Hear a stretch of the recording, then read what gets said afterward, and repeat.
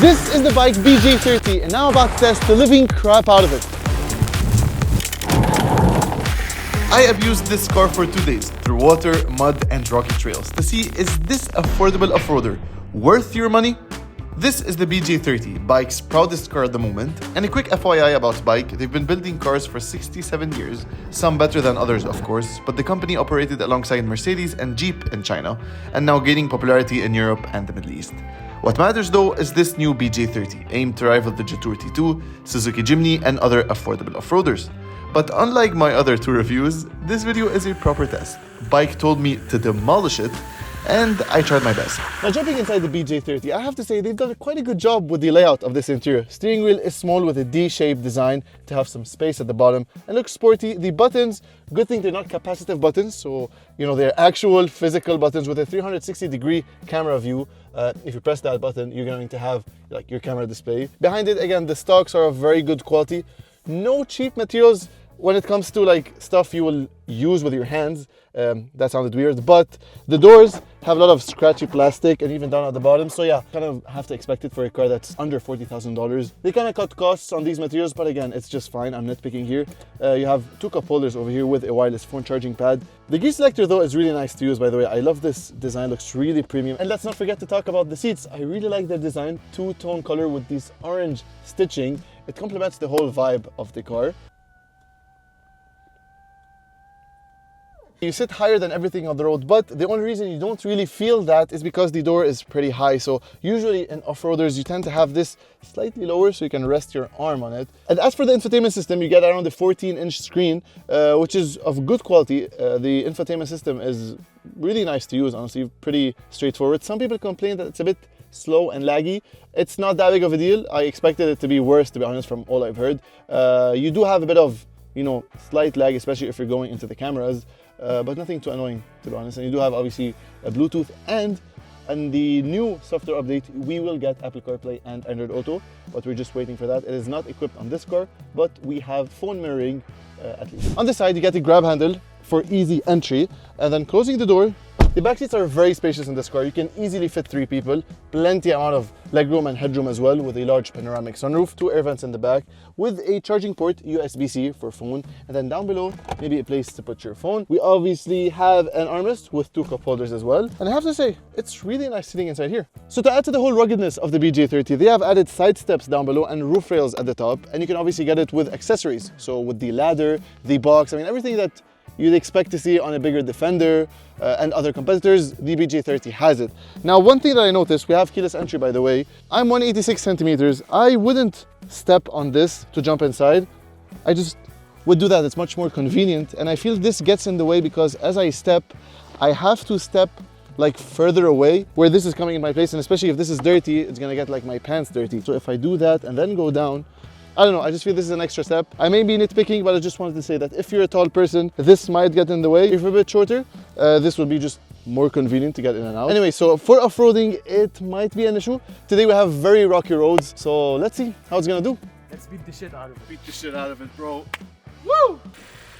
Turn it off. Guys, weirdly enough, whenever you open the hood, the car will turn on the engine.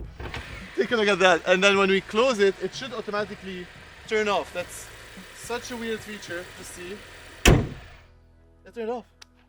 What does that even mean? I don't know. So I'm about to try the most challenging uphill ever. I don't know, guys. I'm pretty scared to see how the bike is going to go up. I currently have it in sand, but I think we need more ground clearance in here. 22 centimeters isn't really very high. It's going up. If we don't hear any creaks, oh, there we go. Come on, baby, come on. No way, no way, no way it's doing. Oh my god. Dude, that's crazy. Man, كتير وحش. كيف طلع؟ Now, probably my favorite feature in the BJ30, and I'm not over exaggerating, you get a table, which is perfect because I'm hungry. I want to have my pizza. Take a look at that. You just open it up and legs of the table are just under here. Let me show you. So all you have to do is basically lift this up and you've got these to screw on the table. Let's have some pizza.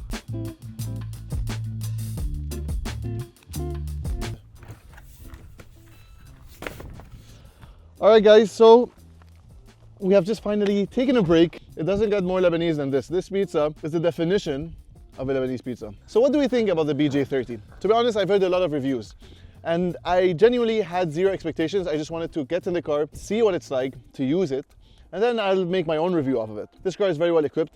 There's a lot of really nice features that everybody would appreciate.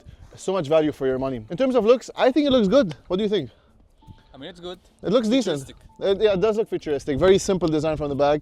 And from the front, obviously it's giving off Prado, Defender, Jetour. I mean, everybody's doing this boxy shape, which I think it's fine. They're following trends.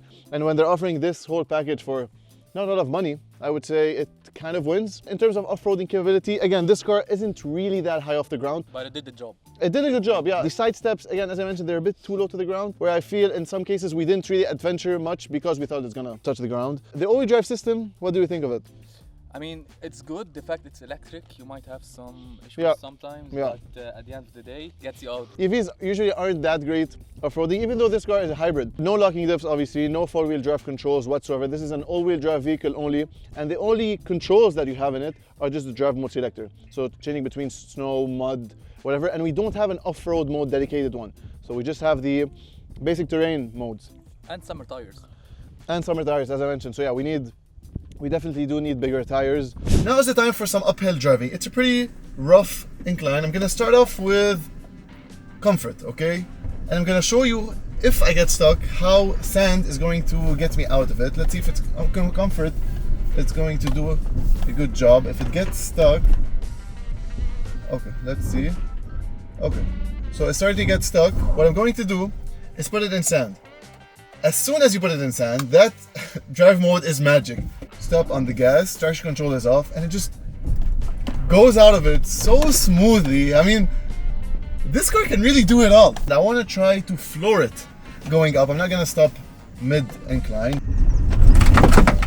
There we go. Come on, baby. Come on. Come on. Come on. This is how a proper off-roader should be. What? That's crazy.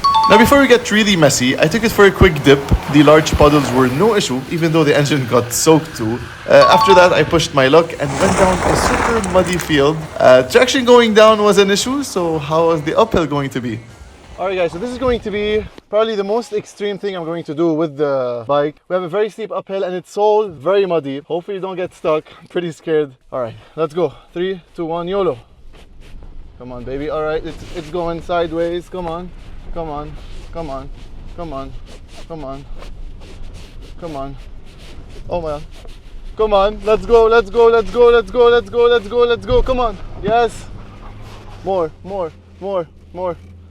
Alright, we lost traction. This is a tough one. I'm gonna try to move on to the side. Come on, baby. Come on, come on, come on. Yes, yes, yes, yes, yes. Yes. Now we're stuck again.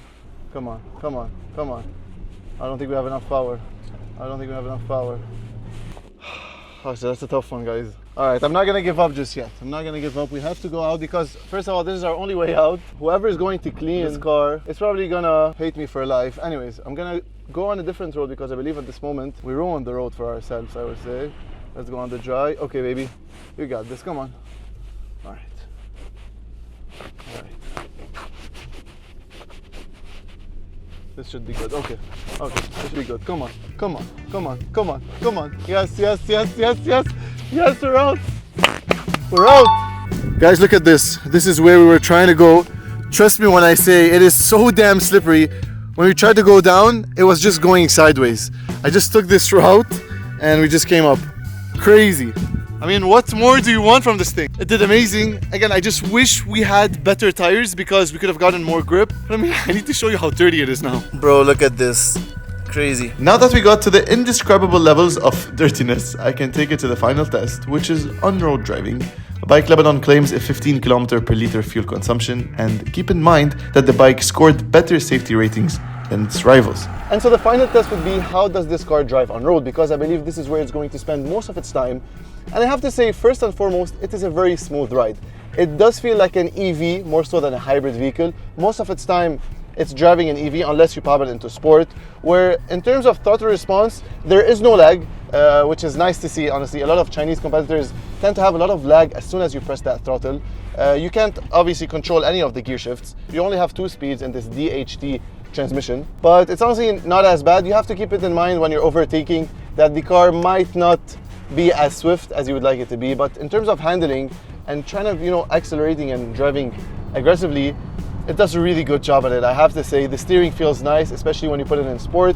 You have pretty stiff steering, and then going around the corner, it handles very well. I wish we had a bit of, you know, faster response, but again, in terms of off-road, not an issue at all. My favorite driving mode off-road is sand, but on-road, definitely keep it in sport, unless you're trying to recharge the battery, so put it in eco with the high and the regenerative braking, and you've got yourself a very, very fuel efficient vehicle. Alright guys, so that's gonna be it for the BJ30. I had to do these shenanigans because honestly, it has impressed me so much in the water, in the mud, and in these really, really tough conditions, I have to say. With the stock suspension, we have stock wheels. If you want, you know, a bit of more off-roading, especially for the snow, definitely put on better tires. 22 centimeters of ground clearance is not to be taken lightly. We did all this course. The side step probably hit a boulder just once. Otherwise, it really does amazing. You can take it wherever you want, because don't forget, overlanding is a lifestyle. And when you get this car to really drive around, you definitely enjoy every minute of it. I honestly love the BJ30. If you want to know more, make sure to contact BAIC Motors, the official distributor of BAIC in Lebanon, and take it for a test drive. I highly recommend it. I'll see you guys in the next one.